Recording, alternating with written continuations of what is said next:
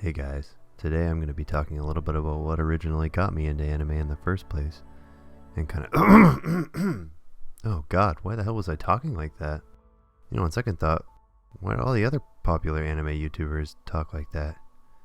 Is it maybe because of the anime? Nah!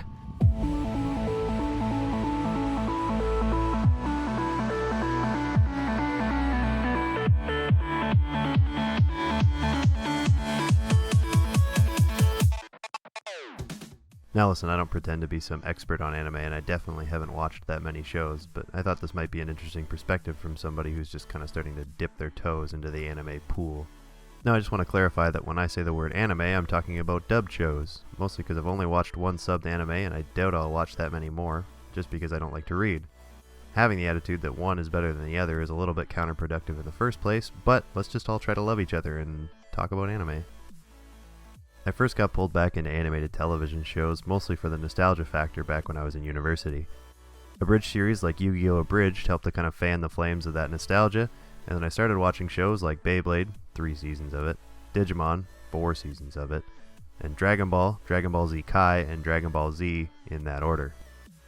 I got my first real taste of current anime when I watched The Devil as a Part-Timer last year.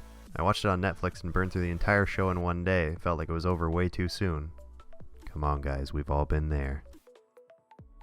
After having a long-running show like Dragon Ball to hold on to, I really wanted a show I could sink my teeth into and watch for an extended period of time. My brother recommended Fairy Tail, and I have to say it was a great jumping off point from Dragon Ball, and became a great springboard into a lot of other anime that I started watching. From Fairy Tail, I've kind of been all over the map. I've had my own personally curated anime list. Thanks, Tanner. And it's taken me to shows like Soul Eater, Welcome to the NHK, My Bride is a Mermaid, Baka and Test, Defrag, Is This a Zombie, and A Certain Magical Index. All of which I'd have to say are pretty great. I like a lot of things about anime, and I know that it's cliche to say that you can't really sum everything up you think about something in a short clip, but I really can't. But I'm going to do it anyway.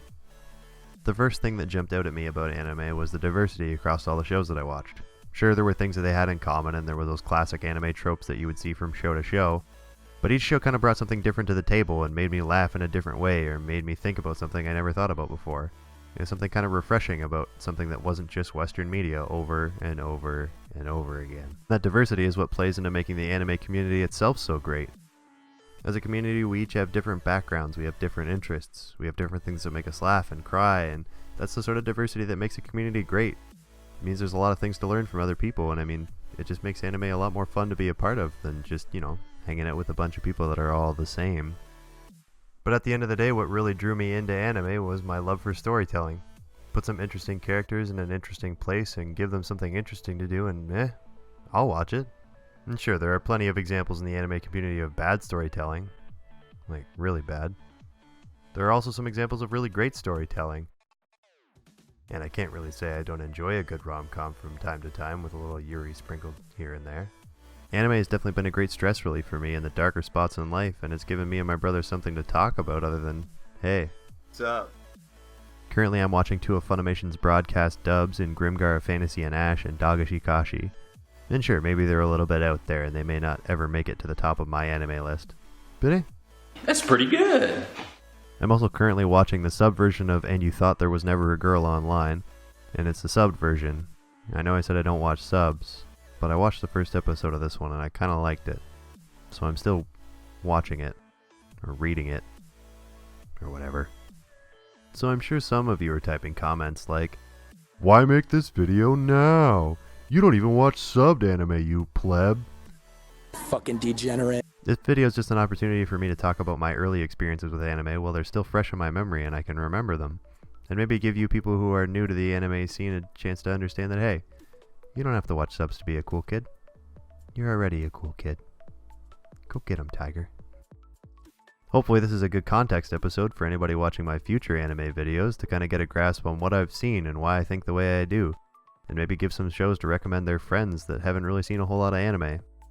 All those shows that I listed earlier, yeah, just tell them to watch all of that. They'll be fine. So guys, definitely stay tuned to the channel. There's going to be a ton of other stuff coming up, and sure, we don't always talk about anime, but you can probably expect some more of that. Thanks for watching the video, guys. Hit that like button if you enjoyed the video, and hey, maybe just subscribe if you really enjoyed it and you want to get notifications about when I make more anime videos.